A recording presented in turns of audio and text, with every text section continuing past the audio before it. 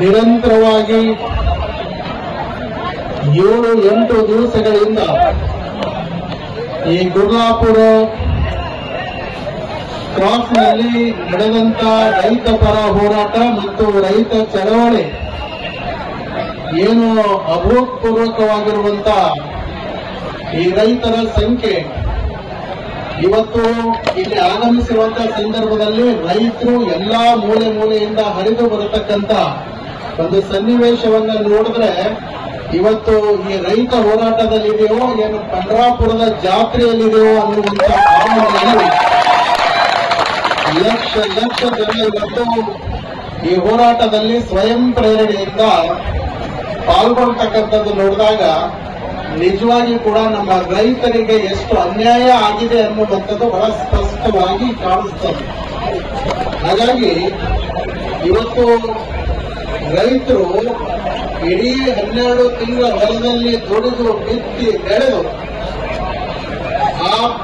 ಕಬ್ಬಿಗೆ ನಮಗೆ ಪೂರಕವಾದಂತ ಬೆಲೆಯನ್ನ ಕೊಡ್ರಿ ಅನ್ನುವಂತ ಹೋರಾಟ ಬಹುಶಃ ನನಗೆ ಅನಿಸ್ತದೆ ಈ 8 ದಿವಸಗಳ ಪ್ರಯತ್ನ ಏನು ನಡೆದಿದೆ ಈ 8 ದಿವಸಗಳ ದೀರ್ಘವಾದಂತ ಅವಧಿ ಈ ಹೋರಾಟ ನಡೀಬಾರ್ದಾಗಿತ್ತು ಅನ್ನುವಂಥದ್ದು ನನ್ನ ವಿಚಾರ. ಯಾಕಂದ್ರೆ ಇವತ್ತು ರಾಜ್ಯ ಸರ್ಕಾರ ಆಗಿರ್ಬೋದು, ಕಾರ್ಖಾನೆಯ ಮಾಲೀಕರಾಗಿರ್ಬೋದು, ಇವತ್ತು ಈ ರೈತರು ಬಿಸಿಲಲ್ಲಿ, ಮಳೆಯಲ್ಲಿ, ಚಳಿಯಲ್ಲಿ ರೋಡ್ ಮೇಲೆ ಮಲಗಿ ತಮ್ಮ ಒಂದು ನ್ಯಾಯವನ್ನ ಕೇಳ್ತಕ್ಕಂಥ ಸಂದರ್ಭದಲ್ಲಿ ಇವತ್ತು ಯಾರು ಕೂಡ ಕಣಿ ಸೇರಿದು ನೋಡ್ತಾ ಇಲ್ಲ ಅನ್ನುವಂಥದ್ದೇ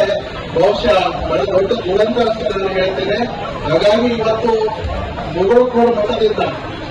ಸುಮಾರು 3-4 ಸಾವಿರ ಭಕ್ತರು, ರೈತ ಭಕ್ತರು ಎಲ್ಲರೂ ಸೇರಿಕೊಂಡು ಇವತ್ತು ನಾವು ಗುರ್ಲಾಪುರ ಕ್ರಾಸ್ನಲ್ಲಿ ನಿಮ್ಮೆಲ್ಲರಿಗೂ ಒಂದು ಬೆಂಬಲವನ್ನ ಕೊಡಬೇಕು. ಮುಗುಳುಕೋಡು ಮಠದ ಆಶೀರ್ವಾದದ ಶ್ರೀರಕ್ಷೆ ಸಮಸ್ತ ಈ ರೈತ ಕುಲಕೋಟಿಗೆ ಇರಬೇಕು ಅನ್ನುವಂತ ಕಾರಣದಿಂದ ಇವತ್ತು ಮುಗುಳುಕೋಟದಿಂದ ಆಗಮಿಸಿರ್ತಕ್ಕಂಥದ್ದು.